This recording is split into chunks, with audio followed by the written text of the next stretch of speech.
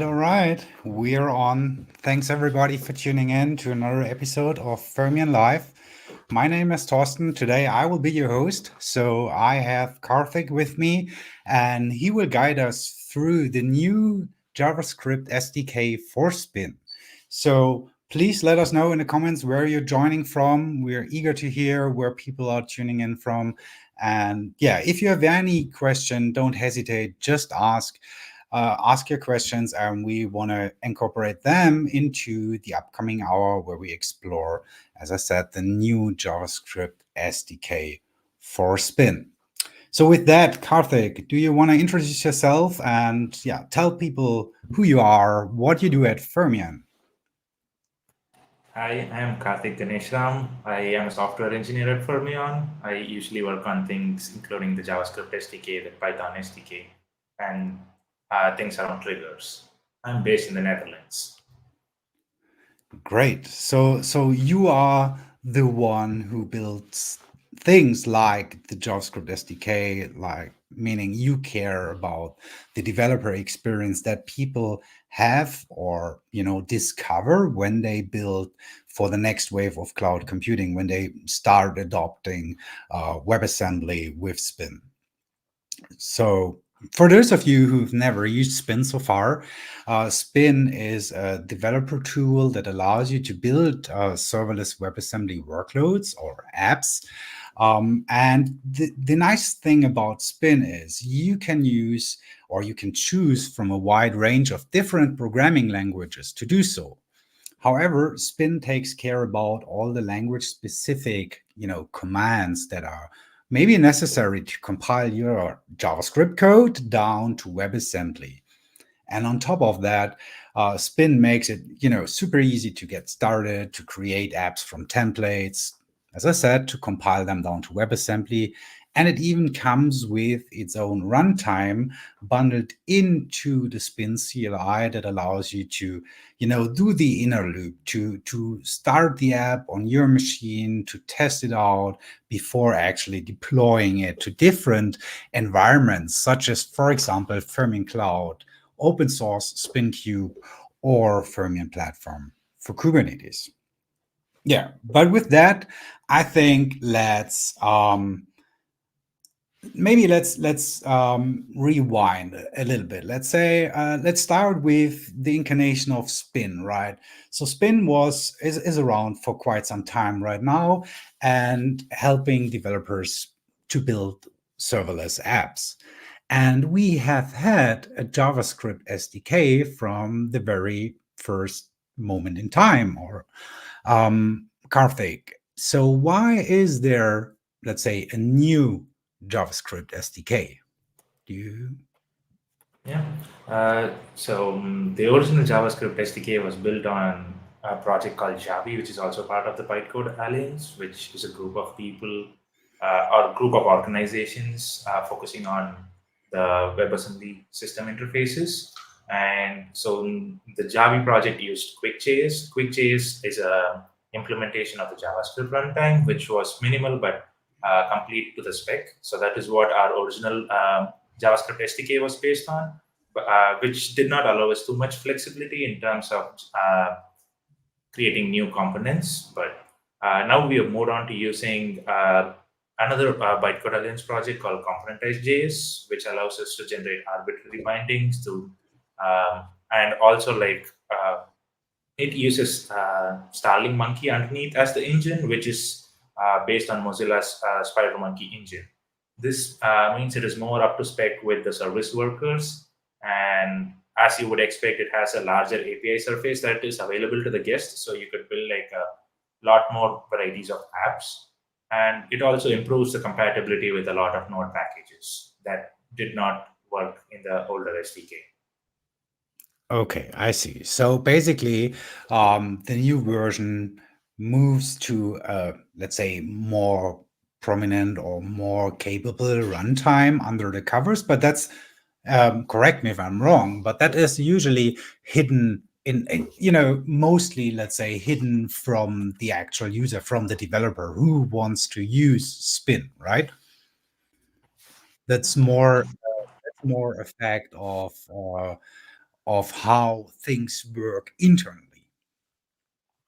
Yep. Okay, great. Uh, So in a sense, like this having to move, the internals also meant some of the external APIs changed a little bit, or the way Oh, engine changed, because previously with the QuickJS based SDK, internally it was working as a simple Rust app that started an interpreter and ran your app. That's how it moved. okay. But now we don't have to run it through Rust. We just directly run it um, using the uh, componentized JS provided Starling Monkey interpreter. So some of the specifics have changed of how things get built and are used. Like, and also like previously, to add a new interface, you had to go write some Rust code, or like if Spin, let's say Spin adds a new feature, then you have to go like write Rust code to make it usable to the guest. Here, it's much easier, and the bindings are generated automatically during the build step. So like the user facing surface has changed a little bit, which is what required us to create a new SDK. Like most things, we have attempted to keep it similar to how it worked in the old SDK, so that moving Yep. things would be easier. But like there were certain changes that required us to move. For example, we have async now. Like previously, async was just simulated. We didn't have true async in version preview one, so we had no like even loop, and even fetch was blocking out of the user. It looked async. I see. I see. So, okay, although we tried to make like the breaking changes that users experience as minimal as possible, there are some areas where we, let's say, reiterated or had to reiterate over the public API surface that the Spin SDK for JavaScript exposes to the application developer. Great. And there was one interesting thing you mentioned. So with the new SDK, we get support for more packages, more node modules, I assume. Can you tell a little bit more about what that actually means, or what are like those like top packages that you found working with the new SDK, where we maybe lacked support with the old SDK? Yeah. So some of like one of the biggest advancements compared to the previous SDK is fetch. Previously, we had a very simple implementation of fetch that did not go into that implemented the bare bones to get certain Hmm. just outbound requests working. But now we have fetch, which is compliant with the service worker spec. So it's like it's a lot more compliant, and a lot of packages that depend on fetch being fully implemented work. Some of the things I have found that work are like the AWS SDK for SQS, S3. Those things work today, which previously did not. And that allows us to build a lot more varieties of apps, like store stuff in S3 and like retrieve them and build stuff based on it. Oh, that's super awesome, right? So, okay, we have right now spec conform fetch according to the service worker specification, right? Just to clarify Yep. that once more, and yeah, we have access um, to packages like AWS S3, which yeah basically allows people to build way more with Spin utilizing JavaScript if that's their preferred language, right? That's awesome. So, speaking as a maybe semi-experienced Spin developer, how would that actually look like? So, I have Spin installed on my machine. So now that we have like two JavaScript SDKs, although one is being the old one, and I assume that being deprecated at some point in time, right? How could I get started with the new SDK? How could I ensure that I'm up to date? So the first thing you would want to check is if you have a newish enough version of Spin, either like Spin 2.6 or 2.7. And Okay. once you have that, yeah, it's quite easy as just installing templates and starting a project, and you will have the new SDK pretty much in place for you. Okay, that sounds easy. What about guiding the audience through that? Yep. Sounds good? Okay, Yep. cool. Let me bring up your screen pretty quick. There we go. Yeah. Okay, So the so yep. Yeah, the first thing I want to check is I have a older version of Spin, so I want like a Okay. later version of Spin installed. So I do have a plugin that lets me do that. Uh,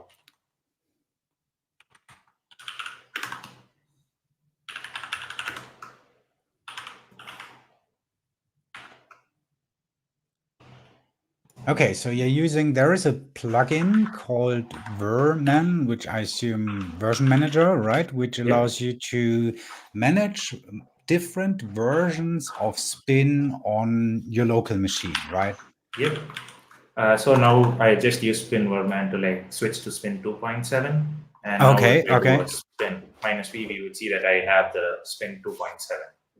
So Spin 2.7 is, I assume, the latest Yes. released version. Although, yes, there are canary releases, but let's take Yeah. actual released versions for now. Okay, so you are on Spin 2.7.0, which is, let's say, latest and greatest, excluding canary. Okay, great. So that's the first requirement. Yeah. Have a recent version of Spin. Okay. Then you would want to go visit the GitHub repository where the SDK is to just grab the link. Okay. So that's basically github.com/fermyon/spin-js-SDK. And then you would just want to use that URL to install the templates. Since I already have it, I have the update flag added. So it's just going to update the templates I have. And as you can see, we have now added or updated 4 new templates, the HTTP, both the JavaScript and TypeScript templates for HTTP triggers as well as Redis triggers. And Okay. now that's how So you get the latest templates. Okay, so templates are basically the driver over here, right? I have to install the latest template, which then makes basically or gives me the capability to create new projects, new spin apps using those templates, and they will ensure that they use the new JavaScript SDK instead of the old one, right? Yep. Yep. We can Okay, create a new project and look at the package.json to verify if we have the latest SDK pretty much. So that makes to sense. create, Yeah. to create a new app, you use Fermyon, and or I can just give it the name hello world, and I'm just going to pick the TypeScript template. Um, so I just gave it a catch-all router. So if I move into hello world, so using the template, it creates a structure where you have your source, you have your package JSON. It just lays things out for you, like it scaffolds a new project. Mhm. And so when you open the project, you can go to package.json and you can see that the version is 2.1.0. The new SDK's version started at 2.0.0. So we just launched the new or released the new minor release yesterday to make Okay. latest templates work. Okay, that's great. Maybe you can bump the font size a little bit because that one is a little bit too. Yeah, thank you.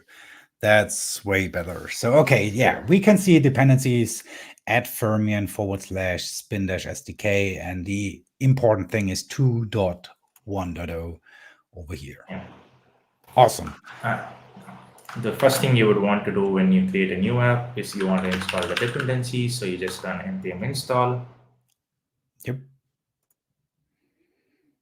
And this, I assume this will go fetch like everything mentioned in dev dependencies and dependencies. Yep. What's that?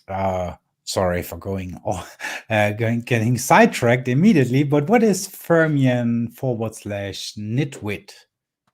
So NetWit is a tool that's used for managing your WIT dependencies. For example, since WIT is nothing but it's a definition of an interface in the WASI world. Like for Yeah. example, you might have Spin provide you a key value interface on the host, and to access it on the guest, there needs to be an agreement, which is nothing but the WIT interface of the key value store. So Mhm. certain npm packages that depend on WITs or like WIT imports or WASI imports need to be managed, and you want like if you have multiple packages, you want to manage all the WASI imports together. and so that you know what you're targeting in the end. So Netwit is a tool that automates it all and manages it. So if I open netwit.json, which is the configuration for it, it has the Fermyon Spin SDK, and it tells you where you can find the WIT files in that particular package and what world is the default world we are targeting. Okay. Okay, I understand. So basically, that's the glue responsible for, composing together the what we often refer to as the guest. So the user code, our Spin app, together with the Spin SDK for JavaScript, in order to be compliant with the interfaces that the underlying runtime expects an app to fulfill. Yep. So if all things go well, you don't even need to deal with Netwit. Like the goal for it is to not exist, but it's more a thing that we need at the current point in time to get like packages to work. So this will become more clear when we add one more package to it, like the ext stuff. Famous last words were, in the best case, you don't have to care about it, right? That's what sticks in my mind right now. Okay, so yeah, that's why I said in the best case. So Nitwit is basically a tool that is executed as part of the compilation time. Netwit is executed as part of the install steps. When you install a new package, if it has WASI, it goes and updates the configs, like the netwit.json, saying here are the packages that I use. And then like there is a separate netwit command that generates the combined width. I don't know if you want to dive into widths. Like I could quickly show you like combined width. Currently, we just have the incoming handler. If you're diving into widths, that is. Okay, so that's basically what our app has to provide, is that functionality that the app could respond to incoming requests. And on the flip side, people see a bunch of import statements right now. Those are capabilities that are either provided through Spin or through underlying WASI, right? Yep. Cool. Okay, so sorry for going for sidetracking. Move on, go on. So we have our new JavaScript app, or basically a TypeScript, right? Yeah, a TypeScript. Yeah, it's TypeScript. Okay, cool. So we have an async function handler. Stage is yours. The async, we just have to define a function called handler, and that just currently all it does is it just prints whatever the request it received and sends a response of hello world. So let's first build the app. So the command for that would be spin build. So while it builds, like let's explore the spin.toml.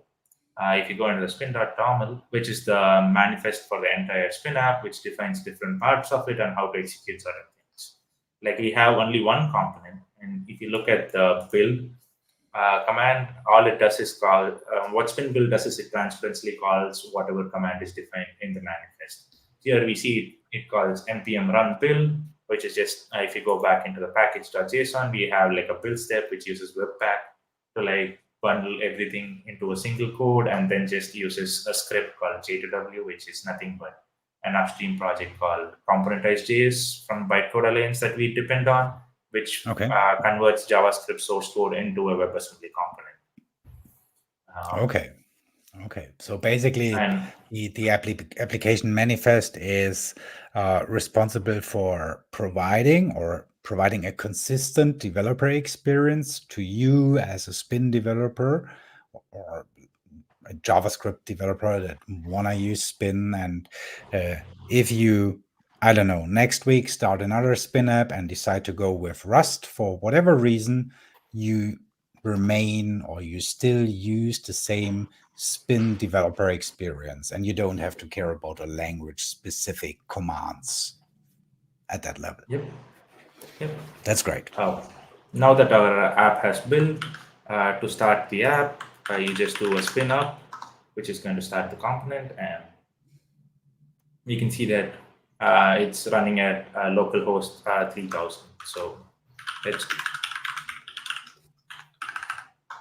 and we can see we get the response back. I will just do it with, like we can see we get a 200 okay, and if we go back here, we can see that it just printed out what the request parameters are pretty much.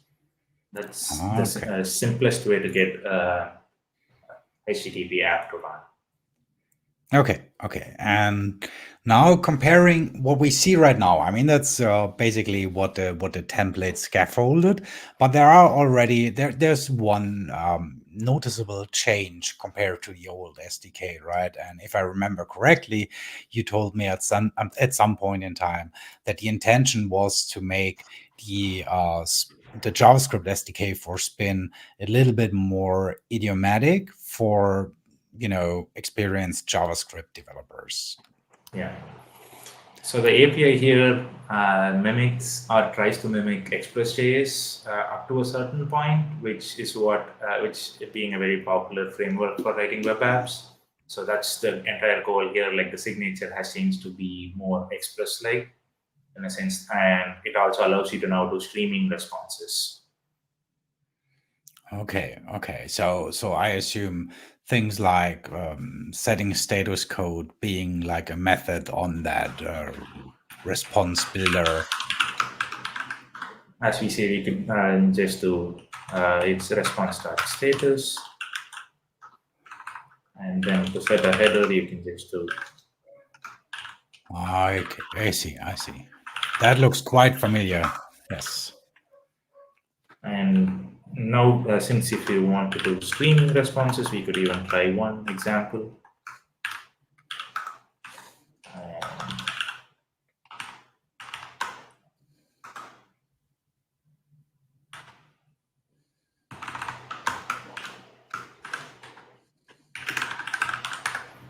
Like for example, this is supposed to send hello world, and 2 seconds later, it's supposed to send hello universe.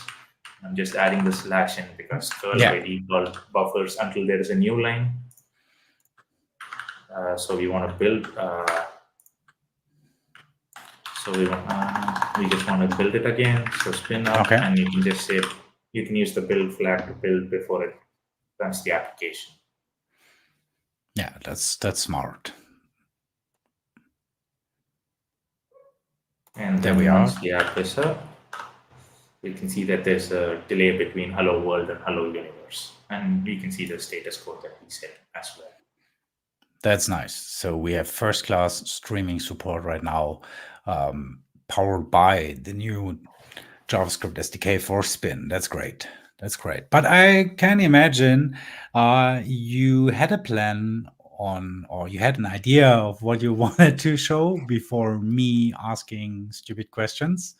So maybe sorry, go ahead. No, I was gonna say, yeah, this is pretty much the simplest example you can get, and like it also has an inbuilt router that you could use, or you could use like several other routers that come from other npm packages. Like one of which I've tried is Kono, which seems to be popular these days. I've not spent too much time with it, but it works as like you can just plug it straight into it and it just works. So Kono is one thing. Like the inbuilt router is built on ET router. So we could potentially add like routes, for example. Let's create a router. Let's just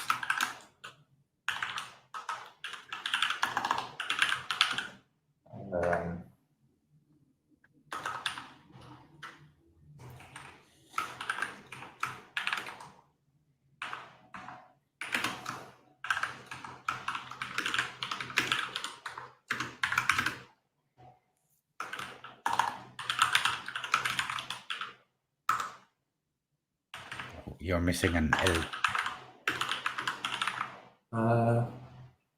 oh, I mean, like I have to create a function here.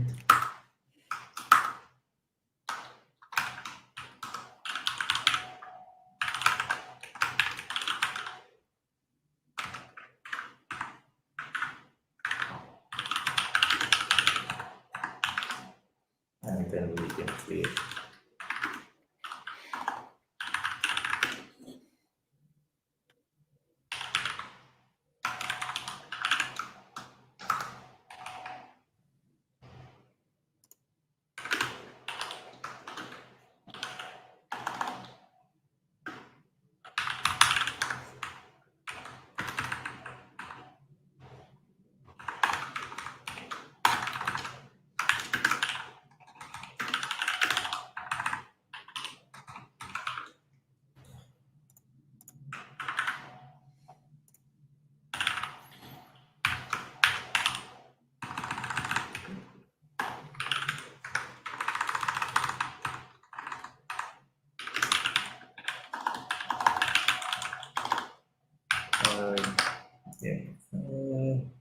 I think you have to add a plus sign in front of it in order to convert it from a string to.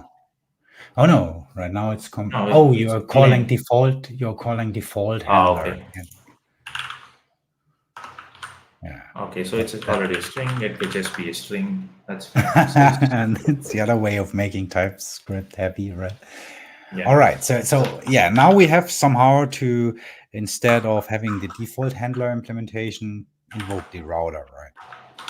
Yep. So the default, the first thing that we are going to do when we receive a request is we are just going to pass it transparently into the router and ask it to handle for us. And based on the route, the router is going to call either the default handler or the item handler.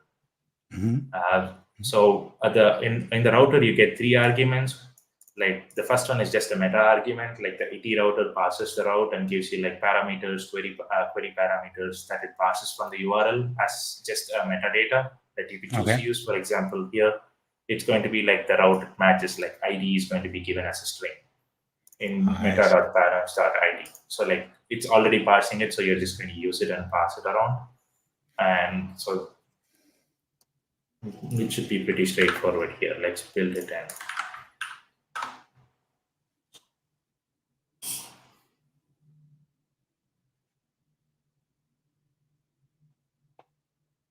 All right.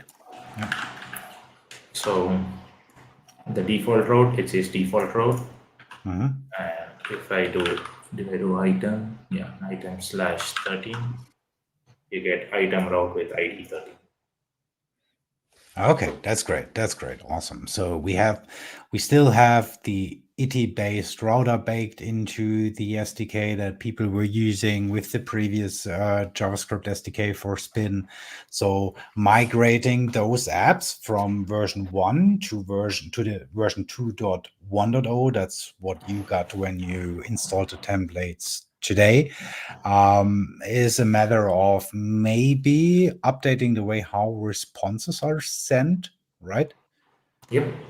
And basically that's it, right? Basically that's Uh, so from the one, just yeah, thinking about what we see right now, an yeah. HTTP API that doesn't use any, you know, other dependencies, other Yeah. capabilities. Yeah.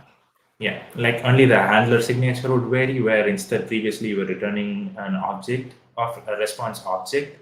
Mm-hmm. Here you just pass the response object and you just pass things that you want to call, or you could just modify your code in one place where it takes the response object and sends the proper response back instead of modifying it everywhere. So Okay. Okay. that's the one major change. The other things that have changed a little bit are on the interfaces for key value variables and outbound Postgres MySQL stuff, but they are also very minimal, where it's like a small change where you don't have to pass the URL in every call. Like previously, you had to pass the connection string in every call. Now you don't need to. You just open a store and you can use it. We could quickly see an example of how to use the KB store. Okay, that's great. So this is super handy for building APIs. Although if you've started already, or if one already started with version 1, migration to version 2 should be not that big of a deal. And the good thing is we're mimicking, or we are seeing more and more idioms that are known across different JavaScript libraries or popular, let's say, frameworks or in that ecosystem, also finding their way into the Spin SDK. Yeah, I believe you also went through the migration for one of your samples or in one of your repositories. Yes, I did, and I think the changing HTTP API. So I had like two apps. One was or one is an HTTP API that talks to data stored in PostgreSQL, and the Postgre. I think in the Postgre model there were no changes, if I remember correctly, and the other Uh, one was MySQL, or maybe there was a change with how you queries are. just didn't have to pass the connection string in each call. You just had to remove that and like open a connection in a base. Right, Right, right. You're right. Previously, yeah, you're right. Previously, in version 1, you had to pass in the connection string for every query you're intended to execute against the database. And right now, it feels like more in, I would say, historically. So I have history with .NET, right? And in .NET, you were used to use like things like SQL connection. So you're opening a connection. That connection lives as long as, let's say, the request, for example, and then you're working with that connection instance, and it's pretty much the same right now in the JavaScript SDK. That's Yep. great. That's great. Okay, cool. So you mentioned already a couple of npm packages that are now supported that have not been supported previously. Um, you already mentioned a couple of routers that are popular these days in the JavaScript ecosystem. I've never heard of that one. Sorry for that.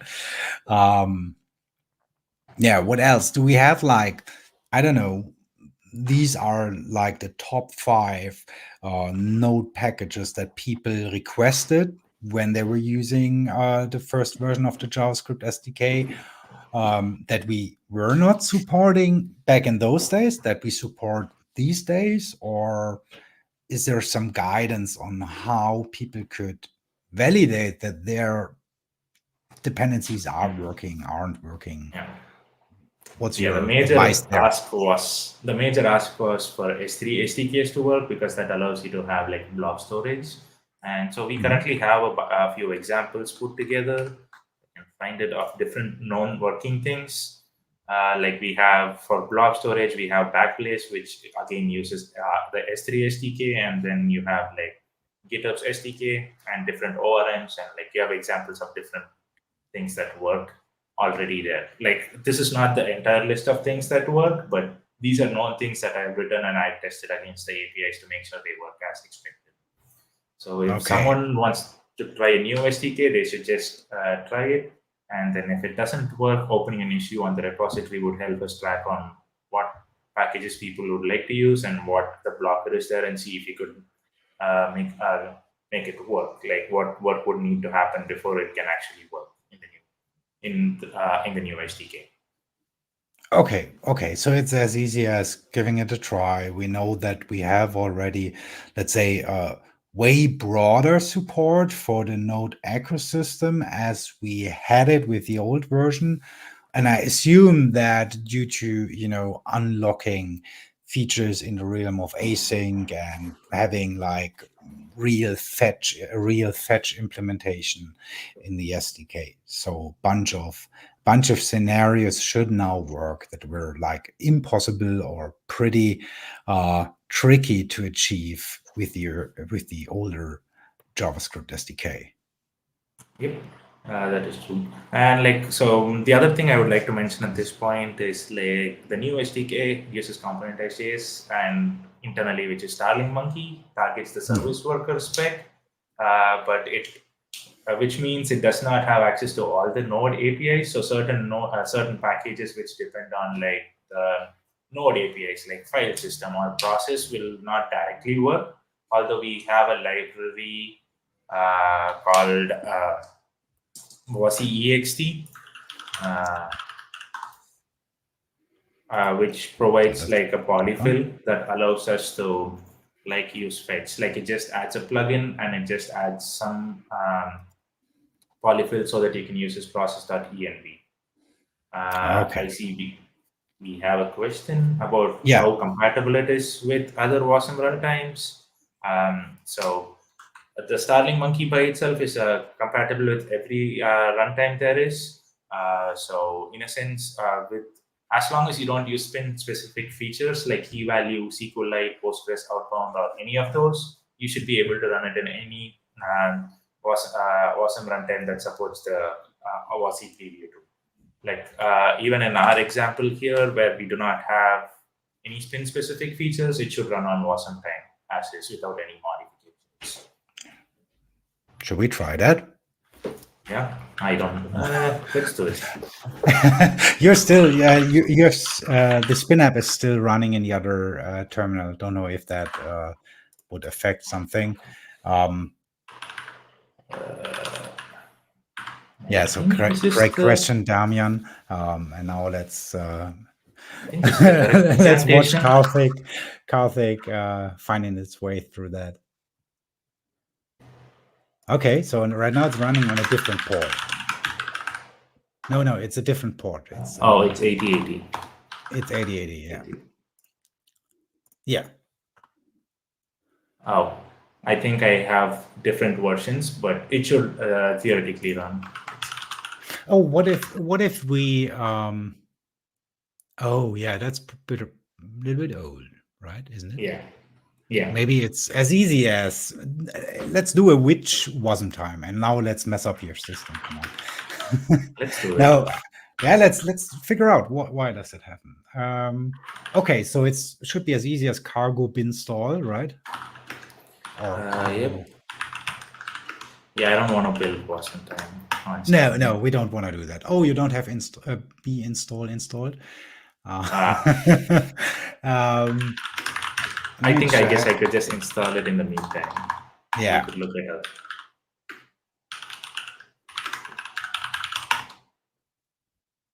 Oh.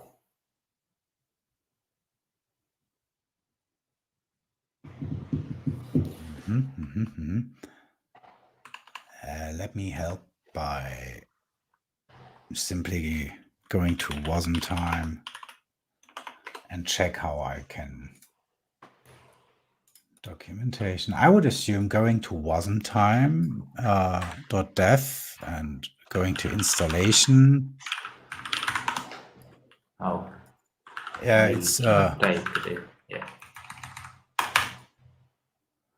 Yeah, just go to documentation and there. Yeah, exactly. So for people just joining in and wondering what we are doing, so Karthik guided us through the experience of creating a Spin app with the new JavaScript SDK for Spin. And right now we are trying to run the Spin app on a different WebAssembly runtime, so pure wasn't time. And maybe it is because you're not passing HTTP. I don't know how wasn't time tries to create. No, I mean, it's something. It's a type issue. It seems to be a type issue more or less, because the error says URL constructor, which is a TypeScript error, not a WebAssembly error. Yeah, but the question is the URL as you wrote it as part of the curl command being passed to the constructor, and the constructor isn't able to deal with, the protocol missing? I do not think so. No, it isn't. I am not. I would have to debug this, but the goal is for it to be able to run on both if you don't use any Spin specific features. Okay. Maybe I'm just going to try. Yeah. So my tip would have been maybe doing a Spin new JavaScript app. Yeah, this is pretty much the new JavaScript app. Yeah. Yeah, rebuilding in order to receive a new WebAssembly module or WebAssembly component. Okay. Yep, it works. Nice. It's something with the router expecting a different kind of URL, like both the host runtime setting it differently, for example. Okay. It wasn't apparent. I would have to dig into how wasn't time and Spin sets headers on incoming requests. But thanks again, Damian, for that question. So basically, we achieved two things. A, we got it running on wasn't time. B, we are able to file a new issue in order to make the router actually work as well, because it's somehow expecting something different when constructing the URL internally, right? Okay, yeah. This is great. So the other thing we could potentially do is we also support Redis triggers, the templates for a just merge today. So you could have like a Redis server, like an app listening to a Redis server and reacting on the messages. Okay. That happened as of today, so we could build one of those apps quickly to that. Should be fairly straightforward. So that is basically part of the version 2.1.0. Yep. You Okay, need the so that 1.0 because async previously did not work in non-HTTP handlers, but with 2.1.0 now it works across all handlers. So you could have Redis, you could have your command trigger, which just runs to completion, and you okay. can have whatever you want pretty much. Okay, this is super awesome. So basically, this means we are right now trying what you released earlier today in the live stream. Yep. Okay, cool. Let's do it. It can only go well, can it not?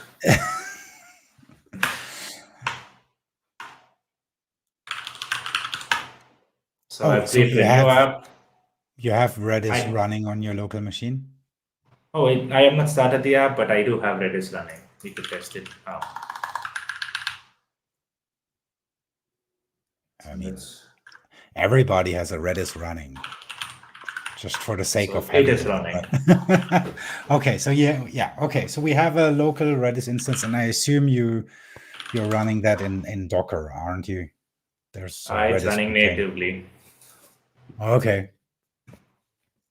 Okay.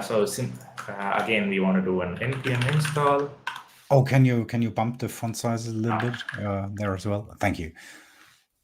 I don't know if that's the audience or if it is me, no, I mean because I like need. my VS Code is resetting on each instance. So we have installed the package, and like here we just pass in one Redis handler, which Hmm. is currently all it does is it says received message and it decodes the event data that it gets as a bunch like the bytes into a text. So let's run the app. Oh, I didn't spin build it, so the error says it didn't find. Yeah. Okay. Yeah. True. So this is nice. So Redis handler is basically an interface or a base class, or Yeah. uh, So all you have to implement is the handle message function in it, mm, and then when you do spin up, it's running, and it's okay. gonna say listening on channel. Let's open a new one and get Redis CLI, and let's publish in the messages channel hello world, and when we go back we see receive message hello world. So you could build like Redis apps which are basically subscribed to a Redis channel. So like if you're building let's say a messaging app, you just wait on a channel, and then like once you get a message, what you do whatever you want to process with. That's super smart. That's super smart. So That's nice. similarly, we can support other triggers like SQS. Like Spin has plugin triggers for SQS, and then it has an MQTT trigger. Like we don't have JavaScript SDKs, but they should be fairly straightforward to write, even if you don't have an SDK to target the raw bindings as things stand. And like you have a cron trigger, so we have a bunch of plugin triggers that the new SDK will work with, which is a big advantage compared to our old SDK. Like our old SDK was stuck only to the HTTP trigger, and it Yeah. could not run on any other triggers. And speaking about triggers or yeah, using JavaScript and the new JavaScript SDK with triggers other than HTTP and Redis, because those are like the templates that we provide right now with with the out of the box get started quickly experience. That would require someone to bring in like a package JSON that has mentions the dependency for the Spin SDK, and I assume a nitwit JSON, copying the nitwit JSON from the You would template. need to know. You would need to know a little bit about how WIT files manage until someone writes an SDK. But writing an SDK is just wrapping like a bunch of WIT files and saying where to find what. It's like super easy to do. You would Yeah, just need to, yeah. If yeah, you sorry, write sorry. without an SDK, you kind of have Mhm, to like manually target WIT files for the time mhm. being, because componentized.js, which is the upstream project that we use to build from like source to components, requires you to provide it a WIT file or a WIT world that you want to target.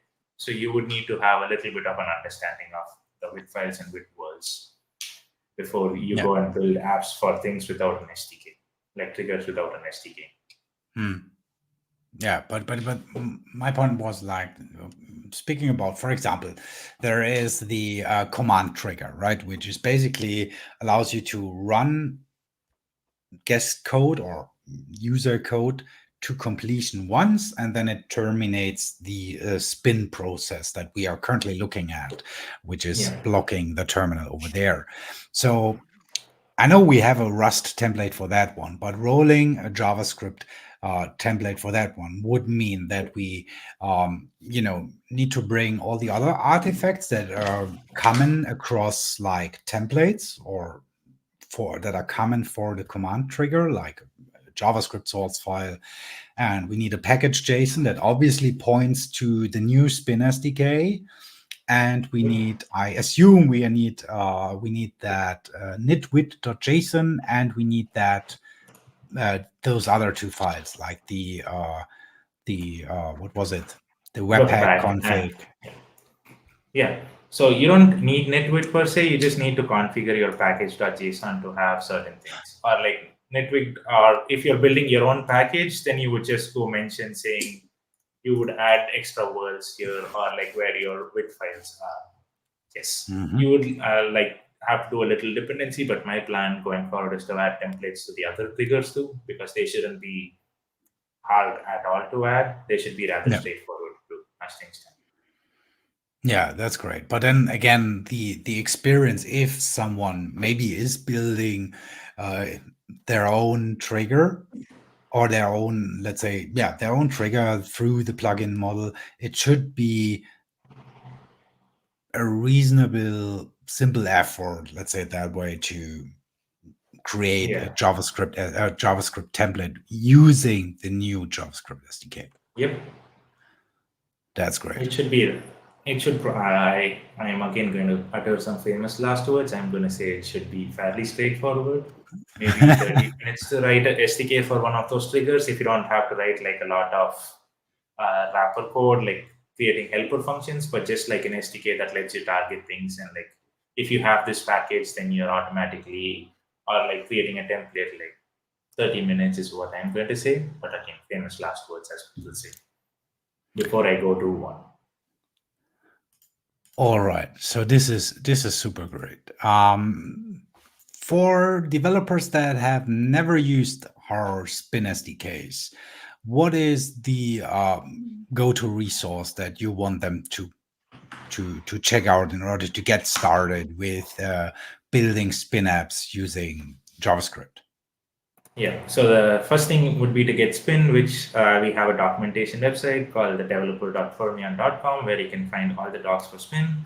And there's a particular page dedicated to just the JavaScript SDK and like how to build JavaScript components that run with Spin. So, Okay, so basically that's this URL yep. that we look at right now. Okay, this is awesome. So that's the place where people can get started.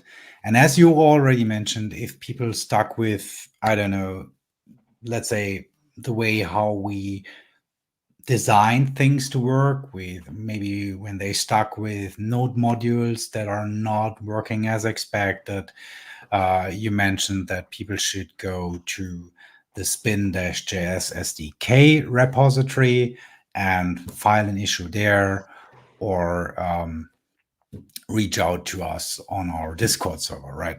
Yeah. Yeah. Either of those works pretty much. All right, this is great.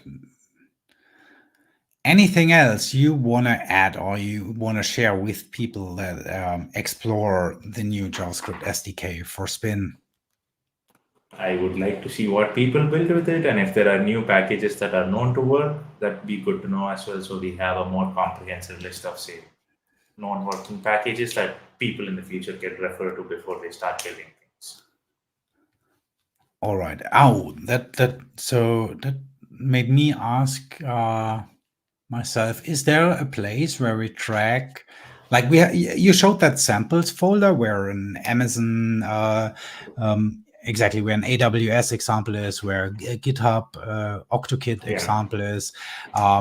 So is there any list or an issue that lists those things that says, hey, we have successfully or we saw spin apps leveraging those node modules for someone who wants to explore, or is it going to the repository and exploring the samples app, the samples folder over here? So we currently do not have like a dedicated thing that we keep up to date, but one of the things that I did was with the old SDK. Basically, since we had limited compatibility, I started writing down what libraries work, for example, for different things. Uh-huh. So we could start a list somewhere and keep track of known working packages, which again could just be the examples folder or somewhere like a page on its own saying known working npm packages, and you could have an entire list of all the things that people have tried. That's something that would be nice to have. Okay, that makes it basically two issues that we can create right after the live stream. One is the parsing a URL when running a spin app that we built with the new JavaScript SDK in plain wasm time. And the second one is somewhere tracking a list of, hey, those are node modules that we tried or that people in the community tried, and let us know that it works with spin without any further ado, right? Yeah. Awesome. This is great. So this looks super, super smooth how people could, get started building out HTTP APIs. And I was really impressed by how smooth the Redis handler worked. I mean, that's super handy, and having a base class that gives you exactly like the pattern, right? You just have to follow you just have to place your code inside of that simple function as you would expect it, also from the HTTP variant. That is super nice. All right, with that, I think we made it, right? Yeah. Any final thoughts from your side? Build more spin apps. Yeah, that's a great advice. Build more spin apps, and let us know what worked for you, what does not or did not work for you. If you're stuck, just let us know. Reach out through our Discord server. Let us know. Create issues on GitHub. Just engage. We are happy to hear, and we are excited to see what you people build with Spin. So with that, Karthik, thank you for joining the Fermyon live stream today. It was really amazing seeing how one could get started with the new JavaScript SDK. That was super great. This was a lot of fun. So and we live testing the Redis. Live testing Redis was fun. Yeah, and updating your wasm time because it was outdated, and we never thought about that we would end up doing so during the live stream. Yeah. But that's the way that is super interesting. Yeah. Thanks once again for joining the live stream. Also to all the audience that joined out there. Thanks for tuning in. Leave a comment below. And if you join us through YouTube, don't forget to hit that subscribe button. With that, enjoy the rest of the week and see you next time.